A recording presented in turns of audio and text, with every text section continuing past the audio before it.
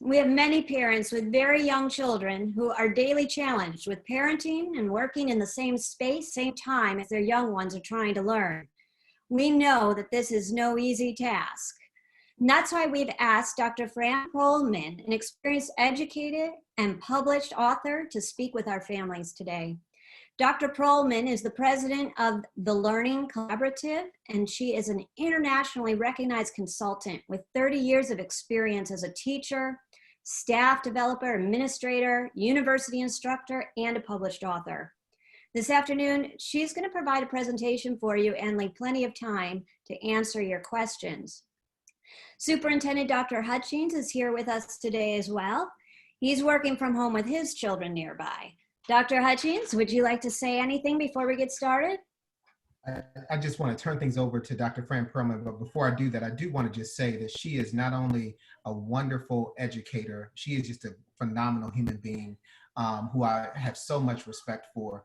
She is internationally recognized. She understands pedagogy.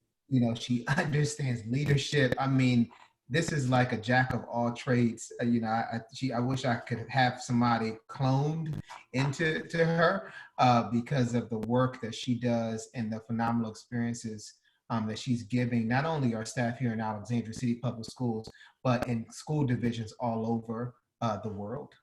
So I'm going to turn things over to Dr. Great. Well, thank you. Thank you, Dr. Hutchings. Thank you, Tiffany. It is such a privilege and such an honor to be here with you. Time is our most precious resource, so I'm very grateful that you've chosen to share some of yours with me. This title, Survival Course, Staying Sane While Teaching Your Own Children, is a very intentional title. We love our children. There are moments when we might not like them as much as we love them. And how do you stay sane? You are in a very challenging situation, as we all are. And so before we talk about 8 different strategies that are very specific to you staying sane, you're going to walk away with a real toolkit from this. I just wanted to acknowledge this context and why we're having this webinar at all, acknowledging this extraordinary time. And whatever you're expecting from yourself and whatever you're expecting from your children, we are invited to reset our baseline because the game has changed here dramatically. We are all operating in the shadow of a global pandemic. Perhaps some of you have felt the kind of disorientation that I'm hearing from so many people. Like it's hard to focus. I don't even know what day it is. I have to look at the newspaper to find the actual date. I don't even know what hour of the day it is. Like webinars are flying over my head and I didn't even know that I missed one. That's disorientation. And if you're experiencing it, it's very common. Welcome to the human race in a pandemic.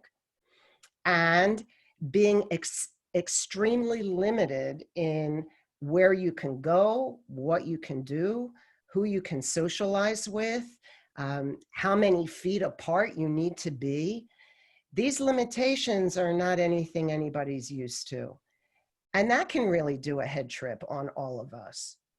We were sitting in the middle of this pandemic during Holy Week, when it was Easter, it was Passover, it was the beginning of Ramadan, and we're used to having extended families and hugs and kisses, and all of that was not an option this year. We are living in extreme fear. Maybe you know someone who has been horrendously ill from this pandemic. Maybe, unfortunately, you have actually seen someone who you know and love pass away from this. That fear, life and death fear, hoping that hospitals are not overwhelmed, fear is very, very real. If it's been waking you up at 3 o'clock in the morning, again, this is a very common circumstance that's happening with a lot of people. And for anyone who has any precondition for anxiety. That's you, that's your children.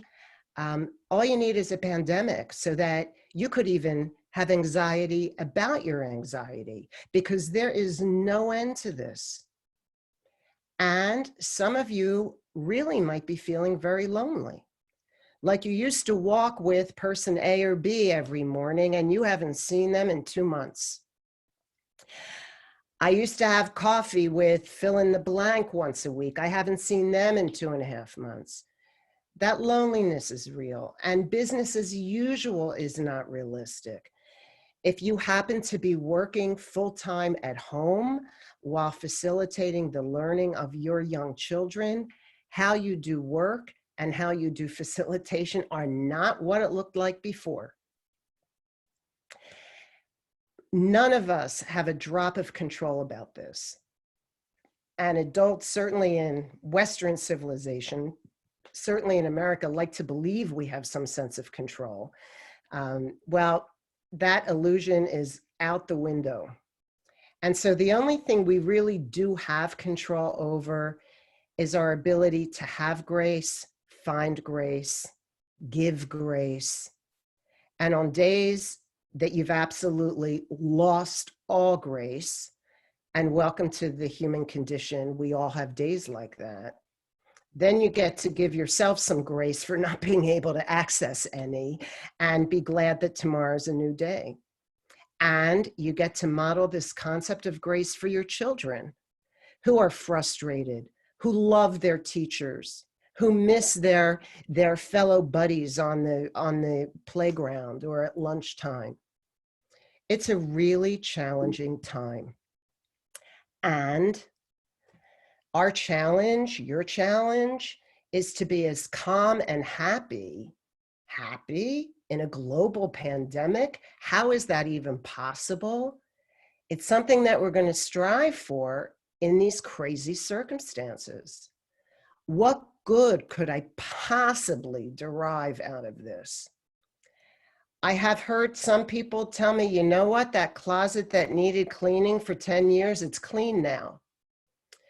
Or I've always wished that I didn't have to fight traffic twice a day, every day. I'm not fighting traffic now. Or I wish I had more time with my kids. Well, you certainly do now. And as you know, it's really very, very hard to juggle it all. I know I raised my kids doing it. You're on all 4 burners. And so when there are times that you're facilitating the learning of your children and it's not going well, ultimately you're making decisions that put your relationship with your children first and foremost. You will have a relationship with your children into your last day on earth, and then spiritually beyond that. Hopefully a pandemic won't be following us for all that journey. And so when all's said and done, it's really about relationship building. And through our love and commitment to each other, we're going to see if we can learn something. I also wanted to acknowledge that you didn't ask for this role. Oh, good, I'm now a facilitator of my children's learning, which now means that potentially some of you have 4 full-time jobs. You have your full-time job, you're a full-time parent, you're now running the household like it's never been run before, where people are eating like they've never eaten before, the old quarantine 15, and now I'm a facilitator of people's learning. And how is all of this supposed to happen? I have this vision of the old-fashioned jugglers who are spinning plates on sticks and hoping that the plates don't slow up and crash on the floor. So we're doing a little work stuff, we're doing a little school facilitation stuff, we're doing a little, where's the vacuum cleaner stuff, we're doing a little whatever it might be. And because none of us asked for this, we all have different pictures of what it's supposed to look like. And because we all have different expectations, I promise you, they're all going to knock into each other. And so anticipate natural conflicts. How do we speak to them? And one of the biggest challenges for those of you who run, I know Dr. Hutchings has been known to be spotted jogging around town. You're training for a marathon run with no set course. Is this a 26 miler? Is this a 10K, 5K? Could anybody give me a clue? No. And so if you don't know how long the course is, how do you pace yourself? Where are the water breaks? Where is there a nursing station? I'm on my knees. And you know what? No matter what your training for this run looks like, and if you needed a nursing station 3 yards into the game and somebody else 3 miles, it doesn't matter. You're bringing your best self to the table. You're doing your best. Your kids are doing their best. And so whatever it is the right answer. You are enough. You're doing enough. And every parent needs to give themselves a break. The fact that you are online for this webinar is proof that not only are you enough, you managed to pin together some minutes to even consider, how does what I'm doing relate to what else I might do? And so when we're frustrated with ourselves, I could have done more, I feel like I'm flunking everything, give yourself a break. Just to give you a little heads up agenda about what we're going to talk about, we're going to talk about how to stay sane when we're in such ambiguity, and we don't know anything about what's around the corner yet. The shadow knows, and the shadow hasn't told us yet. It's our job to create our own structure, because the structure is not coming from a pandemic. The pandemic is going to play by its own rules, whatever they might be. And so what kind of routines can I establish? What kinds of schedules? What kind of student agency and voice and choice can I build in my young children? What kind of lesson flexibility can I model? You're going to learn a little bit about pedagogy with the 10-2 rule. You're going to learn what the 5 W's stand for and how do we enact those. We're going to talk a little bit about organizing your documents and time for your kids. And ultimately, how do you practice your own self-care?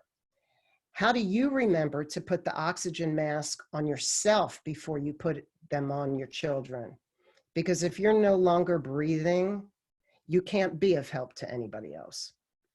And so we're going to unpack these. I'm going to talk for maybe a half an hour. And then we're just going to open it up for questions, comments, thoughts. I am at your service. So now maybe you have one of these, and if you do, then you get to say, yay me. You are more than enough. You can validate yourself for, I am the queen of routines or the king of routines. Number one, you need a routine. And talk about it with your kids, write it down, we revisit it. The problem with a quarantine is we could just be in free fall. We don't know the day, we don't know the time. We could hide in bed for 3 weeks, no one would notice. And so what time are we getting up? What time does our business start? When are we having breakfast, lunch, dinner? When is breakfast or lunch being provided? What kind of schedule are we going to have? When are we going to do homework? So you're literally structuring a day. And you're creating a schedule. When are we going to have our meals? When are we going to go outside because we need exercise? When does everybody get a break? And we're not going to make eye contact with anybody, making sure that your young children are safe, of course. When are we going to walk around the neighborhood? When are we shutting this down? It's bedtime. And as you might have experienced, bedtime gets earlier and earlier every day, right? What I appreciated about this schedule is that it's real, which means welcome to our good intentions and our broken pieces, and some days are better than others. Monday and Tuesday, we were doing pretty good. By Wednesday, we started melting down. By Thursday, we were just praying that maybe the cat gets fed. And by Friday, we're hoping we don't kill each other. So there are some days like that. My most favorite schedule was actually designed by a kindergarten student. And since you are the parents of young kids, I thought I would share this one with you. This child, number one, created her own schedule, and her first box of the day, she called it tabletop because that's what her kindergarten teacher called learning stations or learning centers. So every tabletop had an activity that she made sure was there every morning. What are we going to read? She wanted a mystery surprise every day. She wanted a virtual field trip every day, and I'll share with you some links to virtual field trips. She wanted gym every day, PE. I love the way she spells gym in kindergarten, G-M-Y. Lunchtime, it goes on and on. And the reason why I'm showing this to you is a very intentional how you can stay sane tip. We talked about routines. We talked about schedules. We talked about scheduling when we're eating together, when we're going to bed. But this particular schedule points to a concept that you want to maximize as often as you can. And the concept is student agency. The more you can put your children in charge, the more they have voice, the more they get to choose between option A, B, and C, the more invested they are, the more self-directed they are, the more in charge they are, the more motivated they will be, the more drive they will have, the more focus they will have, and your life will be easier. And so this student decided what the categories are going to be each day. She picked them. What's a mystery? It's a mystery. You'll find out. She wanted a surprise each day. Field trips, she picked. Perhaps you've noticed that on the web now, especially during this pandemic, it's amazing. You want to go walk on the Great Wall of China? It's online. You want to go to the San Diego Zoo? You want to go to Yellowstone National Park? You want to tour Buckingham Palace? You want to go to the Louvre in Paris? You can do any of these. But the important thing is to ask your students, so where do you want to go? They're the ones who are going on the field trip. And why would you schedule something that they don't want to go on? That's called a setup for frustration. So you want them to be as in charge as possible. And what I love about this is yet another concept. It's called lesson flexibility. So what happened here is that there really was a routine, there really was a schedule, they were supposed to do a math lesson, and in about a nanosecond, it morphed into a roller skating party, okay? Now, I work with teachers and I beg them to embrace a concept of lesson flexibility. It's the old drop and switch. If I am noticing that this math lesson is not going the way I was hoping it would, let's drop and switch. We need to do exercise anyway during the day. We might as well do it now. In this particular scenario, the girls happen to have had roller skates. They went rolling around. You can only roll around for so long and then it's over. And the more your students have any kind of kinesthetic physical activity, the more oxygen flows in their bloodstream, the better a student they become, the more awake and focused they are. And so what happened here is, because of the wisdom of this parent, they roller skated, they had fun. And yes, we're allowed to have fun in this pandemic. And they got back to business. And the rest of the day actually went really well. Here's an example of some of those virtual field trips. And Tiffany, if you'd like, I have a whole page of handouts of virtual field trips. You don't have to wait for a spring break or whatever. You want to go to Mars? NASA has a link. You can visit Mars. So I think it's pretty cool. I wish I had endless time because I'd be zipping all over the place on these. I think they're amazing. The Georgia Aquarium, who knew? And so here's another thought. The 10-2 rule. Now this is a pedagogy rule. I teach teachers this rule. I teach principals this rule. And the number one rule about this rule is that there's a standard deviation to these numbers. So don't be really rigid about these numbers. It depends on your children. It depends how kinesthetic they are. It depends if they have ADHD. It depends if they need to move to learn. It depends.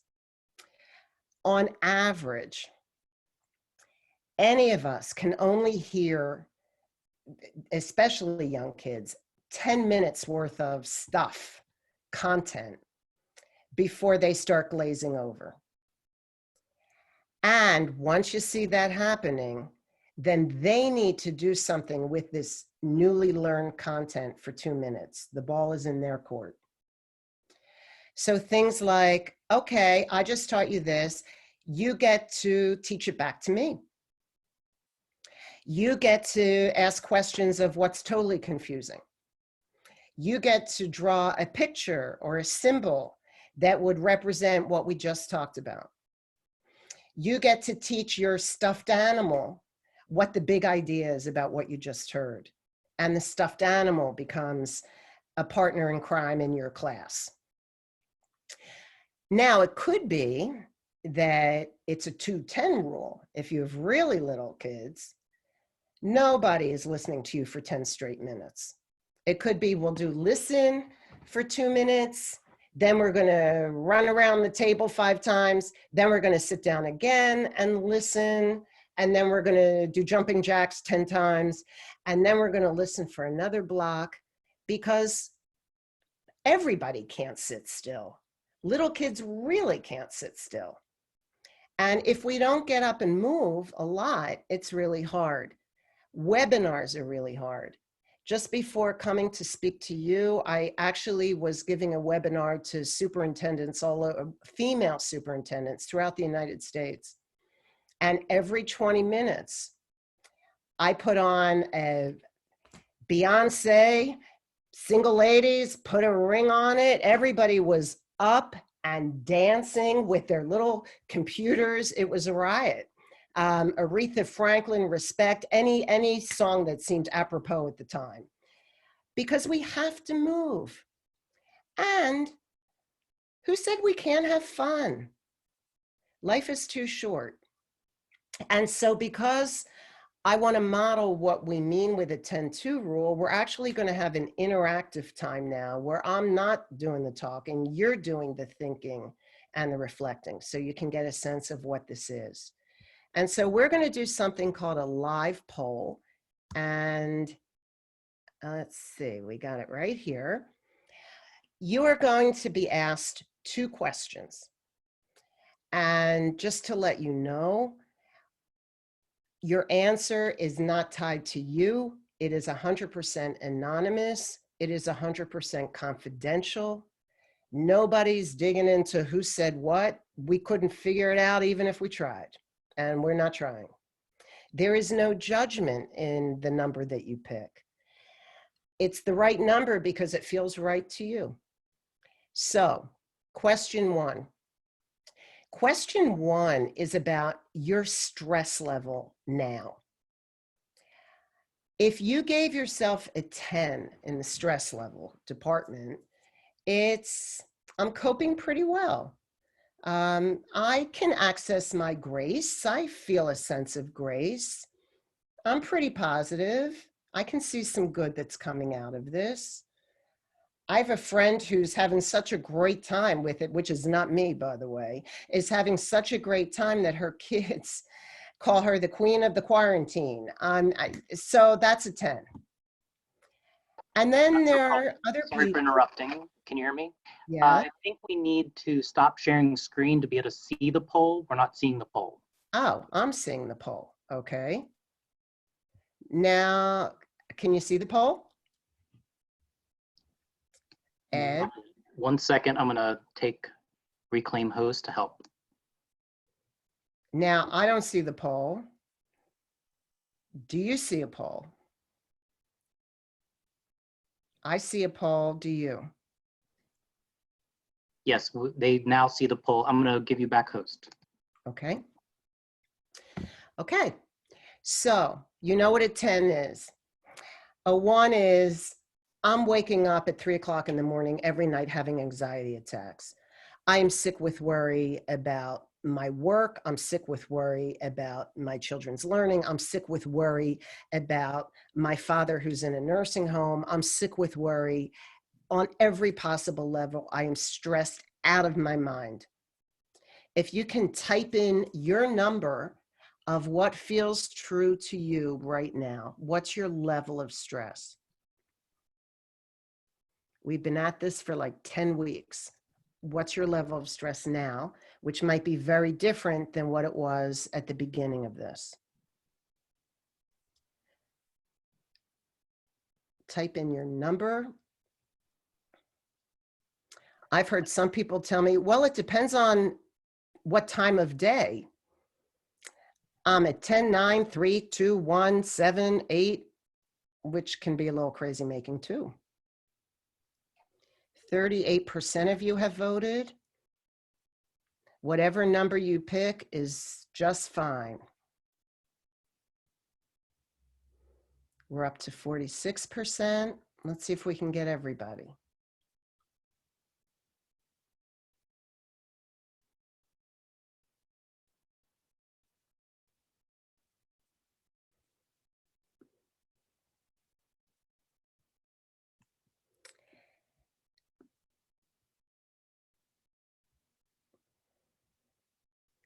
And I see some people are also going on to question 2. So let me clarify that one as well, and we can do both simultaneously.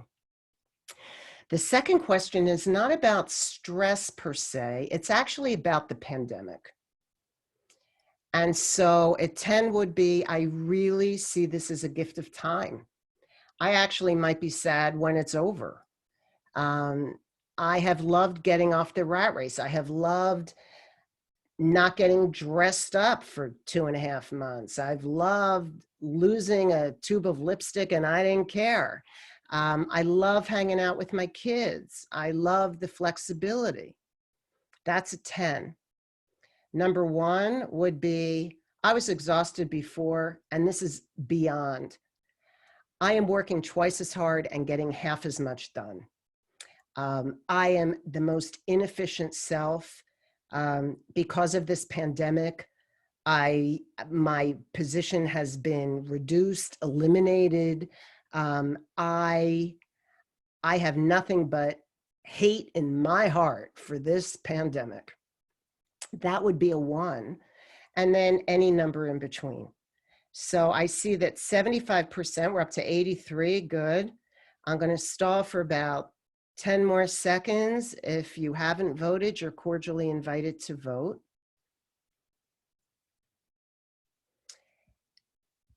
And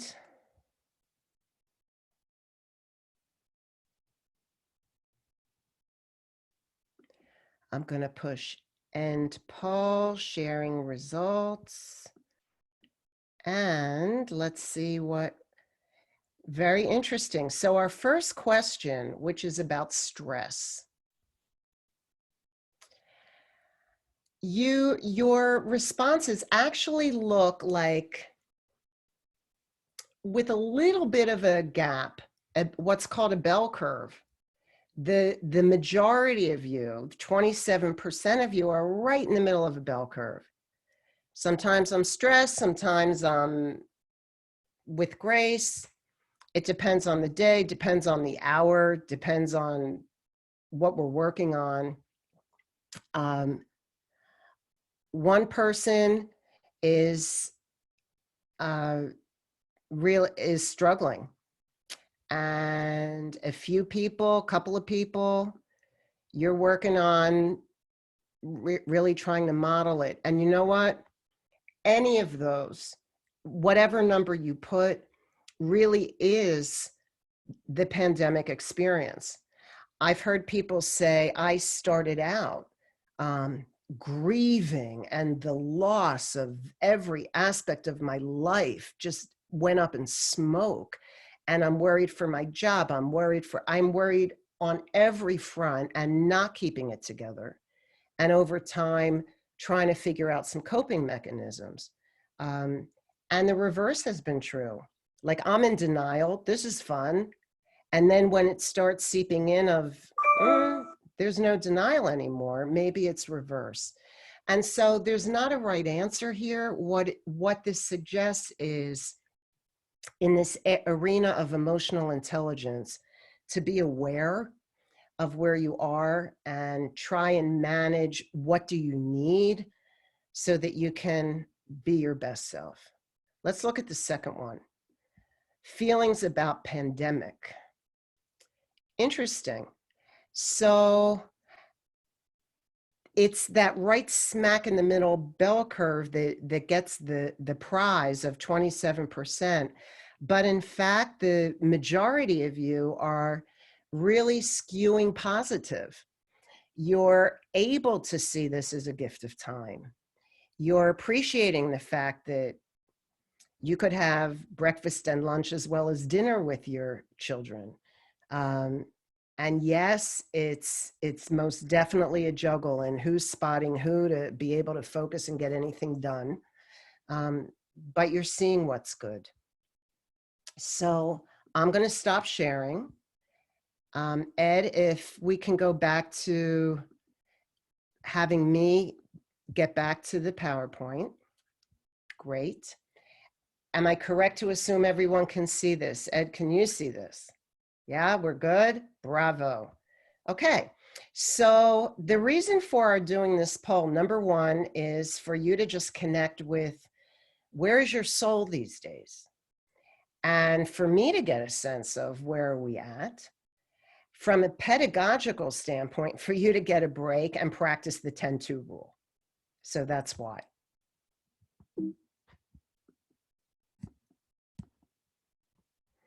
And so here's another concept. The concept is called feedback.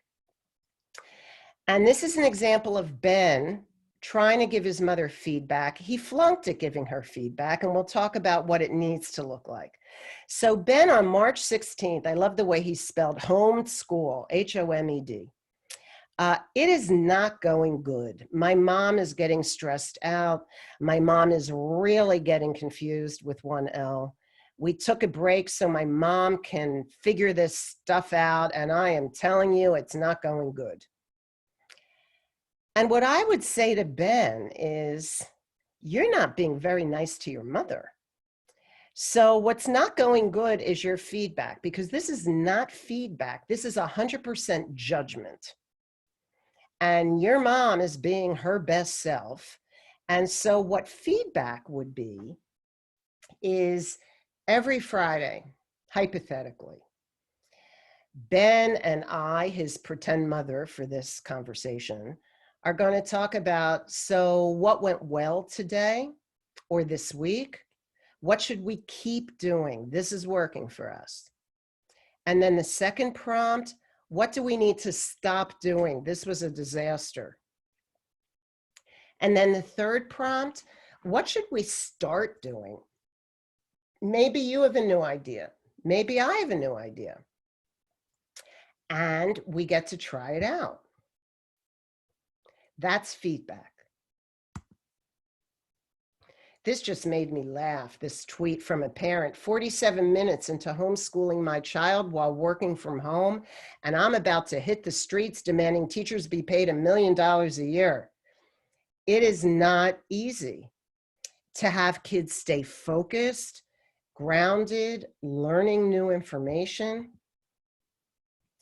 And because it's not easy, if you haven't experienced a conflict yet, you will. And so, because we remember that the number one goal is to maintain a positive relationship with your child or your children, first and foremost, we speak to what the expectation was. So let's say we go back to our routine. The expectation was you were supposed to get up at 8 o'clock and we need to be ready to start our day by 8:30. And then I'm going to share the date of what actually happened. What actually happened was at 8:25, you had no intention of getting out of bed. You refused to eat breakfast. I turned into a raving lunatic and I ended up having to flip your mattress. Now I'm going to name the gap between the routine. Everyone's going to be with a smile on their face, ready to go at the kitchen table at 8:30 versus what actually happened. And the majority of our conversation is going to be about discussing how we're going to move forward. So I don't have to humiliate myself and you can be my co-partner in learning together. And that's the conversation. It's not personal. It's about the data of behavior. We're going to talk about the W's and your own oxygen mask, and then we're just going to open it up for questions and comments. I know that this is later in the day and you're being A+ students here, so let's keep going. So one of the W's you want to think about is timing. Dan Pink, a great researcher's most recent book is called When, the art of when you do things to get maximum output. And so if your child is bright and perky first thing in the morning, that's when you do the hard stuff. If you are absolutely exhausted after lunch, you can barely keep your eyes open, that's when we're doing quiet reading or painting or whatever it might be. Because we're also thinking about timing when we review information, cumulative review. Just because we did something on Monday doesn't mean you're going to remember it on Friday. So let's remind ourselves, what did we learn on Monday and what did we learn on Tuesday? I know some people actually keep a running list of what we learned so we can have evidence of that for the week. Another W is where. Where is the best place to focus? If you're in a very small space, it could be everybody gets a corner of this room. And that's your where, that's your space. I'm busy hiding from my children in my bedroom. I think I mentioned that to you. So where is your where so that kids can focus? Maybe the where is on a stairwell.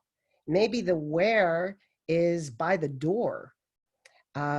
When I want to have any kind of private conversation, I hide in my bathroom. That's where's your where.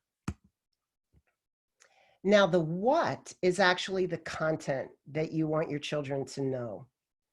And the great news is this is being shared with you. You don't have to invent this.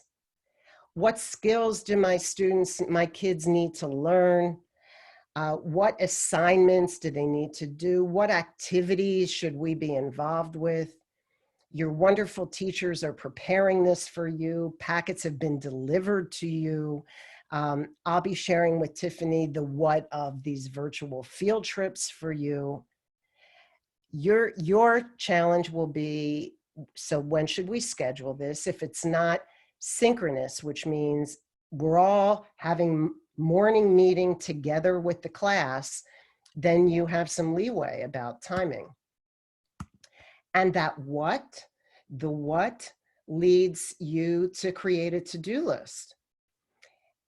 If by the end of this week, we need to have made a social studies diorama We're not going to wait till Thursday night to start thinking about it. Let's break it up into little chunks. So we're going to do a little bit of each one of these things on Monday, and a little bit on Tuesday, a little bit on Wednesday and Thursday. So by the end of the week, we can say, yay, us. We did this. Now, as you well know, young kids sometimes can be really independent, depending on who they are individually, what their age is, and what the activity is. And sometimes they really need somebody looking over their shoulder. And so if you really have something that you really need to do for work and you can't be looking over somebody's shoulder, that's when you get to figure out how we can swap. If you happen to have a partner at home with you, I'm on for the first hour, you're on for the second hour, I'm on for the third hour, you're something like that.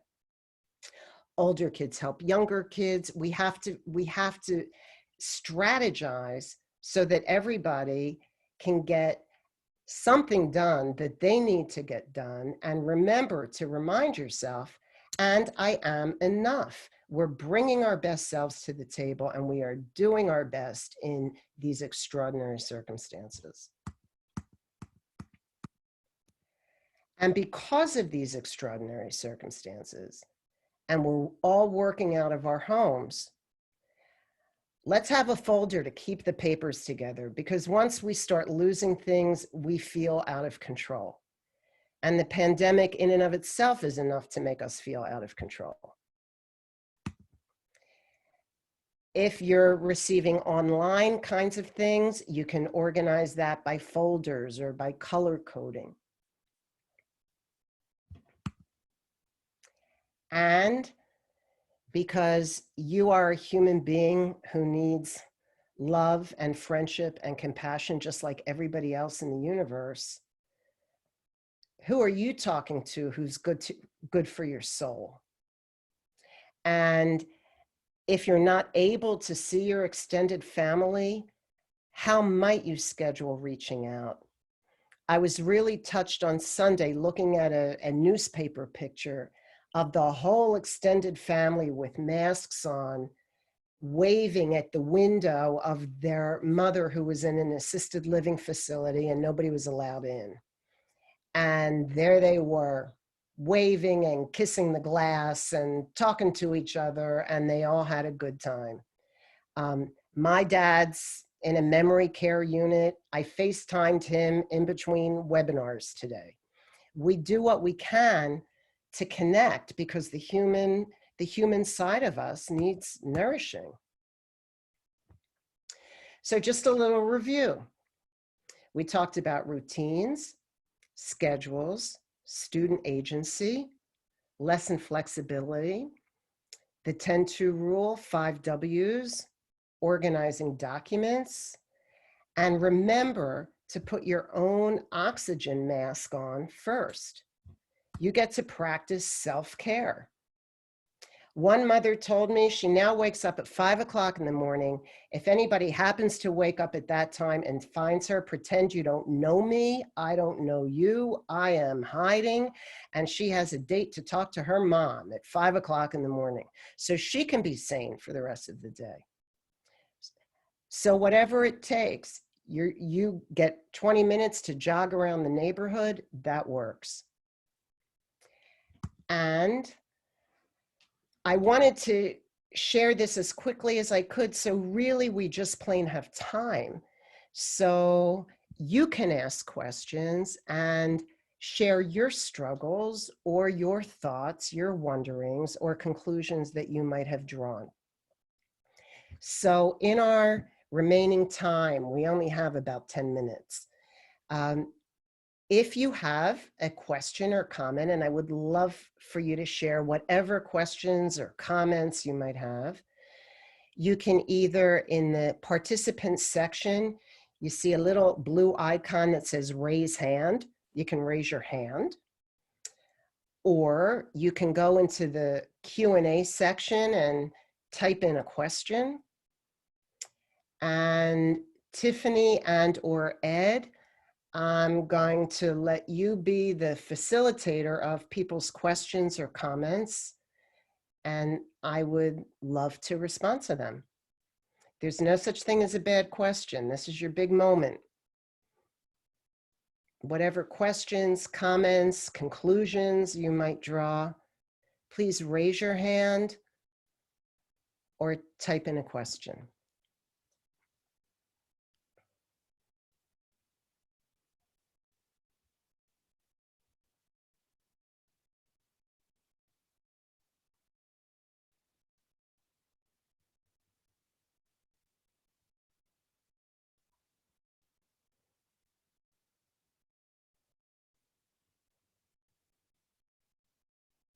What I'm doing right now is a pedagogical skill called practicing wait time, which means after you pose a question, you're supposed to wait, because we really do want to hear your questions. So don't be shy. Whatever questions or comments, please share. Other people might think, oh, wow, I was thinking that too. For those attendees that would like to raise their hand to ask a question, in the bottom right corner of the attendee list, there are 3 dots in the bottom right corner. If you click on that, you can see where you can raise your hand. Ah, it's not in the participants section. Huh. I am learning every day. Isn't the pandemic a humbling experience? We get to learn all the stuff we're not good at.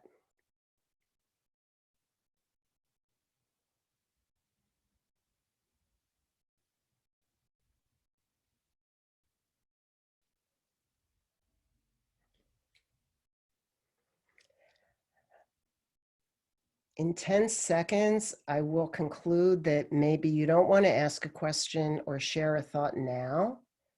Ah, somebody, anonymous attendee. Okay. People are getting tired of being home and may be safer to go back to normal before it's safe. How can we stay objective about risk? What a great question. I had that conversation with a webinar at 8 o'clock this morning. First of all, count on people being tired of being at home. It's not a natural space to be day in, day out, week in, month out. And scientific data is usually the best way to figure out, is it safe or not safe? So things like contact tracing and things like looking at trends, are numbers going down or numbers going up?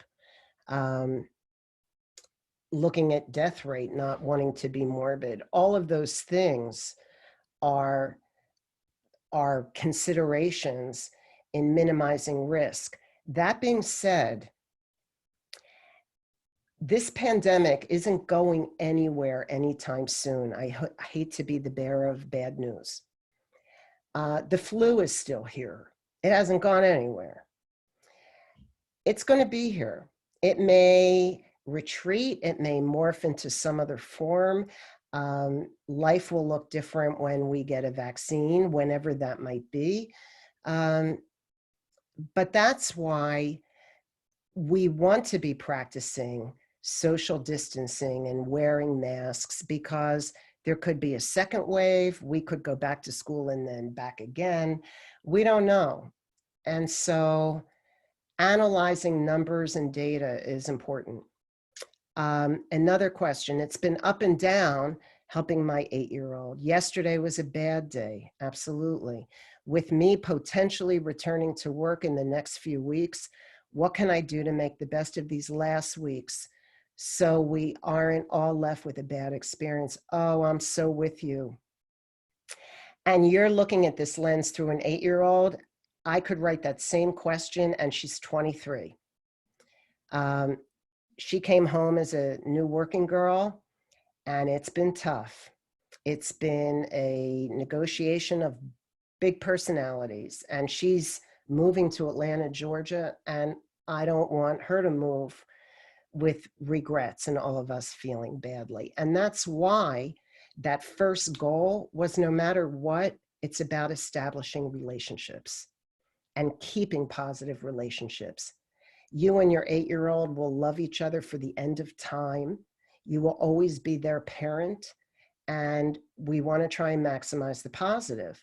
So whenever there's a conflict, where can I give? Where can they give? It's why having really calm feedback conversations every Friday. What about what we're doing is working? What about what we're doing could use an upgrade? Speaking only to the data of behavior, not the person. All of those are ways to navigate. Last one, what strategies do you suggest to help people transition back to school with the layers of stress and wonderings that are real? So first of all, I haven't shared this with Dr. Hutchings yet, but this is my new favorite thing. We're not going back to school. Why would anybody go back? We're going forward to school. So that's a linguistic shift. You're not going back. And I hear people saying, oh, let's go back to normal. And I hate to say it, but that old normal wasn't so great. And what crises do is put a spotlight on all the cracks that have been there all along. Like, who has access to computers and Wi-Fi? That's not new information, but boy, your school system is one of the greatest school systems in the United States that has addressed that. Social, emotional, self-care, everybody's running around exhausted. Why would we go back to that? So the transition is not about going back. We're going forward, and what might this new forward look like? So let's frame it as a creative opportunity. And we're going to be excited about it. And the last one, children seem to be very flexible about changes and how things are done, since they have fewer expectations about what normal has to look like. What can grown-ups learn from our children? Amen. So I was telling Dr. Hutchings, my new favorite thing next to we're going forward to school is, what can we learn about living in ambiguity? Because grown-ups like things organized in linear ways, and here's the date we're going back, and here's the calendar, and here are the deadlines, and this is what it's going to look like. And you should distrust anybody who's rolling that out to you, because they have no idea. They just like planning plans. And that's not what we need right now. What we need right now is really flexible thinking and being able to pivot any which way in any moment, because the pandemic is running us. We're not running it. And yes, children, for the most part, are very flexible. Okay, we're playing a new game, woohoo. And adults aren't necessarily so. So practicing living in ambiguity is a real opportunity for us. And I think that is it. We have 2 minutes left for our timing, and I want to be honoring and respectful of your time. So I'd like to pitch this back to Dr. Hutchings, and I would like to thank you for the honor of interacting with you and for your great questions. Thank you so much. And Dr. Hutchings, it's all yours. Thank you so much, Fran. We really appreciate that. And I think that, our young people out there are going to appreciate their parents or guardian or whoever's home with them to get some of this knowledge, because, some of our families, they really are struggling with, how do you balance your work and now your home, and it's all under one roof: work, life, children, spouse, issues, anxiety, all the things that you touched on today. And I just think that the key takeaways that I got from this is self-care is probably the number one thing that we all need during this pandemic. if you cannot take care of yourself, you are definitely not going to be able to take care of others. And you hit the nail on the head when you mentioned about the oxygen mask, because on a plane, as you said before, they tell you to put your mask on first before you put the mask on others. And I think we need to use that same philosophy during this pandemic and making sure that we're just taking care of ourselves first. So thank you for your inspiration. A And your pleasure. work. Thanks for inviting me. Be safe and well, everybody. Thanks for your time. Thank you all. Bye-bye. Bye.